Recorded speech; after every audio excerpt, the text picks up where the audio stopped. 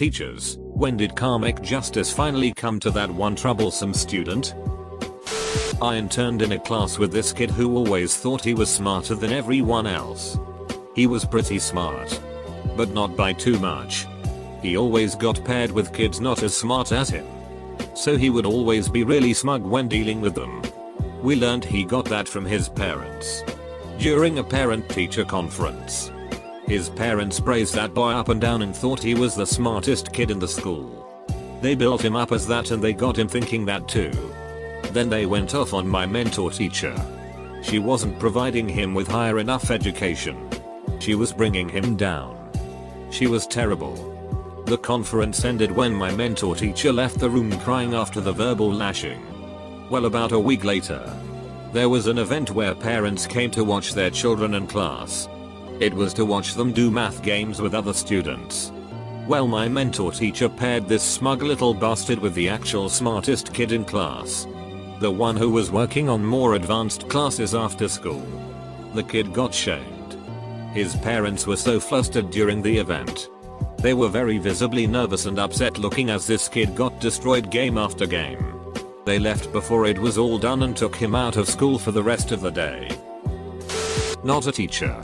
But one time when I was in kindergarten, a kid looked me straight in the eyes, bit himself on the wrist, hard, and ran to the teacher and blamed me. That little cunt. They sent me to the principal's office. My mom was cooled down. I got yelled at and cried. A week later, the kid did it again. And the teacher saw him do it. Felt so good to have the principal apologizing profusely to me, while that little idiot got a mouthful from his parents. I coached middle school football. Some kids have come out of their shell by then. Others have not. But at least most of the early bloomers were jerks to make life hell for everybody. The team's starting halfback was one of those jerks. He gave a defensive lineman hell, and since everybody thought he was cool, they gave him hell right along with him. The D lineman was a big guy but not aggressive or outgoing. Still just in his shell really. He did fine out there because he was a big guy but hardly played to his potential. The little running backs took their Napoleon complexes out on the big guy by running by him and shouting pass every time he failed to stop them. Rather than fight back to make the play, he would just ignore it and line up and try again the next play. One day the whole thing just clicked for the big guy and he started making plays. He learned to get off his blockers and form tackle and attack the ball carrier. It was a cool thing to see. He loved it. When he really started getting into a groove, I started running the jerk halfback right at the blooming D lineman and watched him plant that guy in the ground with a thud every time. It was just getting easier as I made sure they ran the same play at him play after play. Soon, bruised and beaten, the jerk halfback asked, "How many times are you going to run this play?" And I responded, "Once for every time you called him a pass." I had a student that was a real twerp. Always doing things he was not supposed to and purposely causing conflict with other students. He was a daily headache. One day in class he stole a candied pepper from one of the Hispanic students and ate it. It was a very hot pepper, not sure of the type. At first I didn't notice cause he is a sneaky kid. He started to sweat and his sweat turned to tears. "I need to go to the bathroom," he cried. My mouth. My mouth. I went to investigate and found out what happened. The karma payback plan was now collecting. And I refused to let him go get a drink and continued with the math instruction in hopes of teaching him a lesson. For the next few minutes he pleaded with me to go to the nurse with tears running down his face. I said I do not negotiate with thieves. He started running around in circles. It wasn't until he started sobbing and crying out, "I just want my mom," that I finally felt bad and said, "If I take you to the nurse, are you ever going to act out in class again?" He promised that he wouldn't. And he never did. The tears and sobbing in front of his peers broke his ego and he was a stellar student for the rest of the school year. I teach middle school. Had a kid that threw a lock at my head not get expelled because it just slipped out of her hand. She got expelled a few months later for bringing a weapon to school. Last year had a 7-year-old in my class who was just a pain. He's the only child I've ever taught who I've actually disliked. He would throw things around the classroom, pinch other children, stab them with pencils. He was rude to everyone and would always blame it on someone else. Talking to his parents wouldn't help because they believed everything he said, even over adults who had actually witnessed him doing it. They would give excuses and say that other children were blaming him or that he was being picked on. There was nothing wrong with this child other than he had been brought up with no consequences in his life. Anyway, one break time he was harassing another child and I guess they just had enough and this usually mild-mannered child just punched him in the stomach, causing the horrible child to wet himself. When following the indecent up, all of the other children who witnessed it, around 5 or 6, completely closed ranks and denied that it ever happened. I can't usually condone when children hit back, it causes so many other problems, but you better believe all the adults that have had to deal with this child were rooting for the hitter. When I was younger, the teacher got tired of the kid who kept disrupting the class and she gave extra homework to everyone in the class except the troublesome kid and made all the students write thanks for the extra homework. Name. Somehow he stopped believing he was cool after that. Straight from the drill sergeant's playbook. That one. Yep. Stopped the trouble student by peer pressure and stopped the class from encouraging his antics. Didn't like it at the time but was effective as hell. In high school we had this little it kid named Brandon. I only had one class with him, but that class is where the story happened. It was 11th grade geography. And our teacher was one of the nicer teachers I can remember. Brandon would always push her buttons like I'm sure he did to everyone. He would never take it too far. I think he just loved the attention of getting the whole class to look at him or laugh at what he was doing. He would make little noises, tell stupid jokes during lecture, pretend to sleep and snore, and any other stupid irritating it that you could think of. Our teacher. She was quite a patient lady, but you could tell by mid-year that she had enough of his it as anyone. She couldn't even really punish him because Brandon loved that kind of attention and it made him all the happier. The few times he got too much, she would give him detention and a couple times sent him to the office, which just made him more giddy. We had a very tame office staff and they would keep him in the office for an hour or something and just let him out. She tried everything and you could tell she was at the end of her wits. A few weeks after 9/11, some kid thought it would be funny to call in a bomb threat. They cleared the school and went locker by locker. They found nothing, of course. And we went back in. As soon as we sat down in that geography class, an office staff member came into our class and went up to our teacher and whispered something into her ear. I still remember the calm look on her face. In the most professional way, she looked over at Brandon and said, "You're being called to the office." She went on with the rest of the class completely normal. They had found quite a bit of weed in Brandon's locker and as a result he was expelled over it.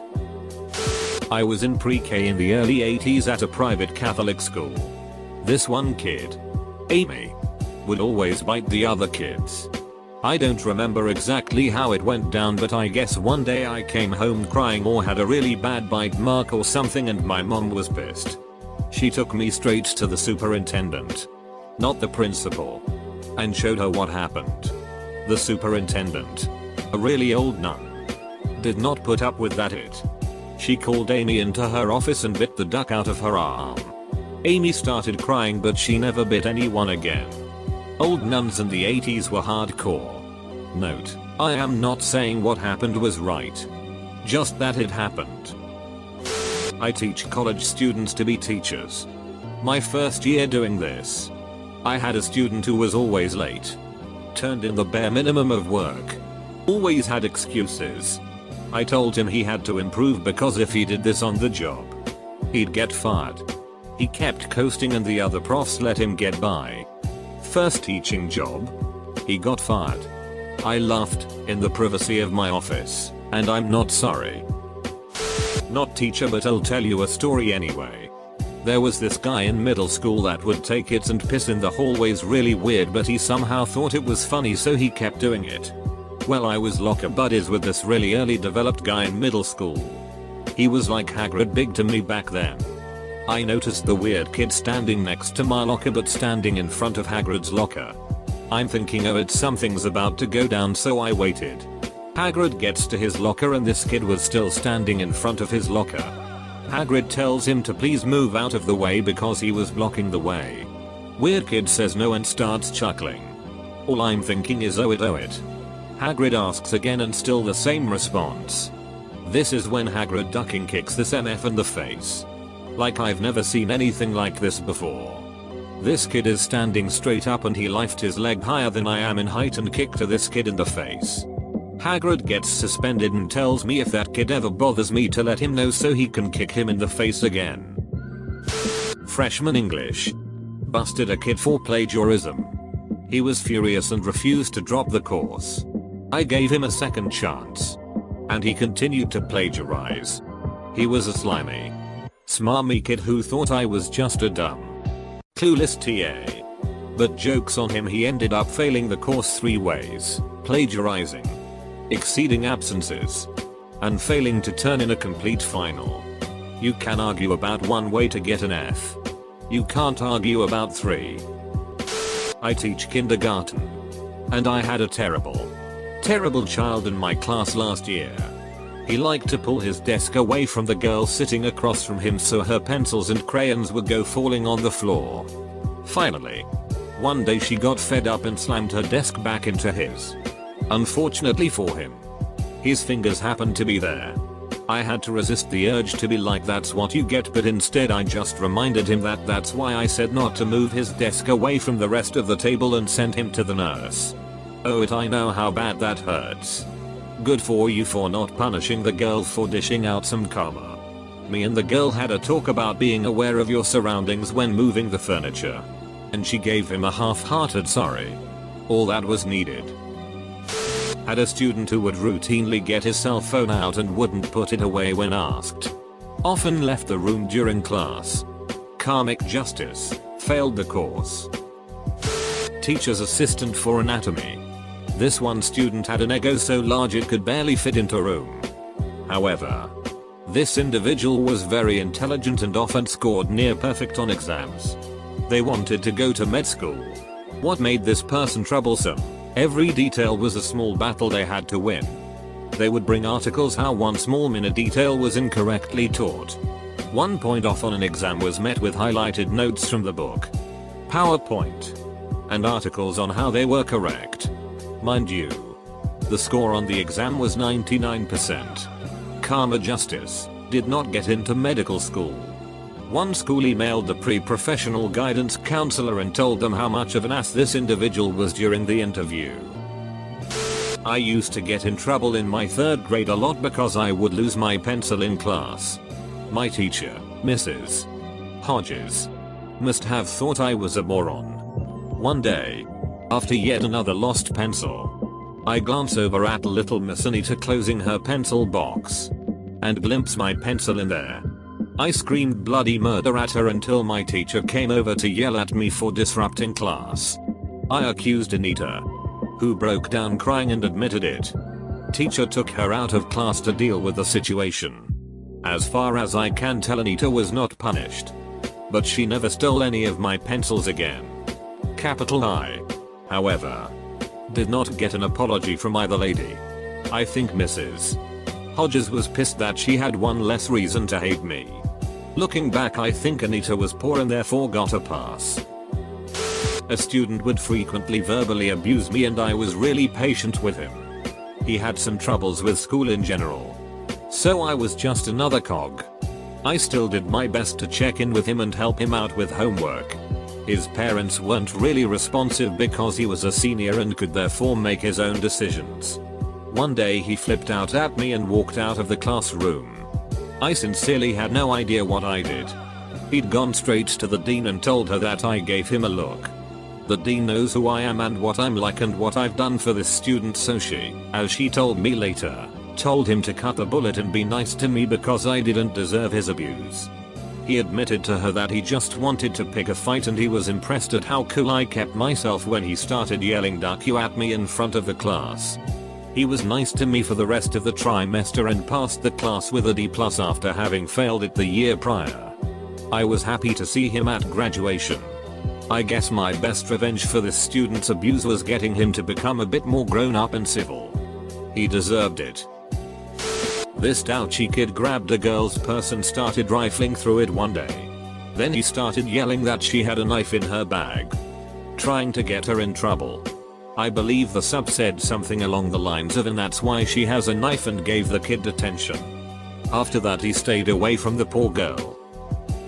Our minister had a brat child. One day he kicked at the minister and the man grabbed the kicking foot and the kid fell on the other leg and broke it. When the minister told the congregation the story, the whole church either laughed or clapped. He did start to parent better after that incident. Not a teacher, but in 3rd grade. There was this kid who nobody really liked because when he got in trouble, the whole class would get in trouble. I didn't like the kid. I thought he was annoying and I never really learned anything but to not misbehave because I could also get in trouble like him. Anyway, one day he started giving the other kids in the class $1 bills to be friends with him. All of the boys were like, "Hell yeah, I'll be your friend for $1. Capital I. On the other hand, thought too highly of myself and refused. Then, the teacher stormed into the room, looked straight at him and demanded that he gives back the money. Apparently, he stole it from the teacher. All of the boys who he gave the money to got detention. The kid got expelled. I was a camp counselor, and there was this kid who was so annoying and always tried to borrow money from other campers and not give it back. Eventually, none of the campers wanted to play with him, including his only friend at camp. They came to me and I had to tell him why his friend didn't want to play with him anymore. I encouraged him to stop scheming. He didn't learn. But I think social exclusion is enough of a punishment for him. I was teaching music. I had a flutist who was fantastic. He practiced 4 hours every day and wanted to be the next James Galway, guy who does the fluty Shire theme in The Lord of the Rings. Unfortunately, he had an ego the size of Texas. He told the girl next to him, who also wanted to be a professional flutist, that she was abysmal and should just go kill herself.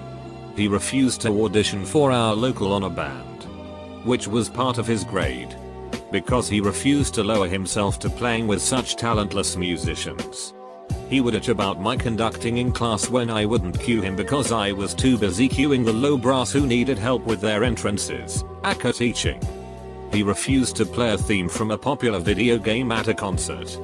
Something that we play to get people to attend because we need that money to keep the program going. It was apparently not artistic enough. Then he refused to show up to a concert because he was embarrassed to be seen performing with his high school band. So he failed band and I kicked that toxic little id out. But he was talented and he wanted to be a flutist.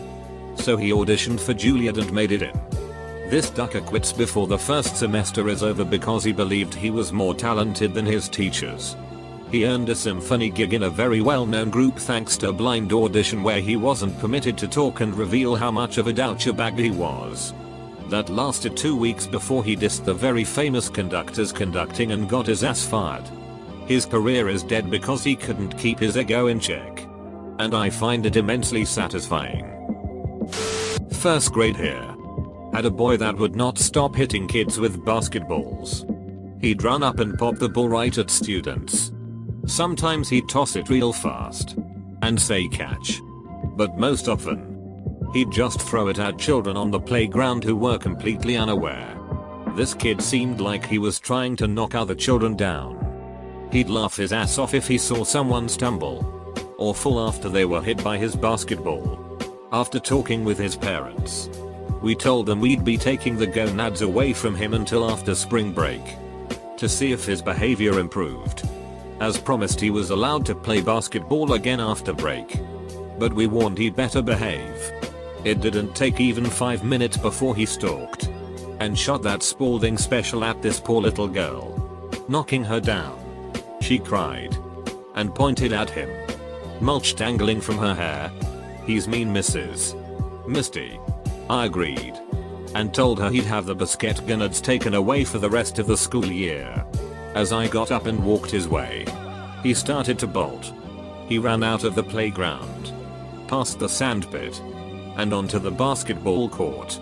He maintained eye contact with me, and before I could take another step, A stray ball from a 5th grade game hit the edge of the backboard, bounced off, and hit that little id square in the face. He went down like a sack of potatoes.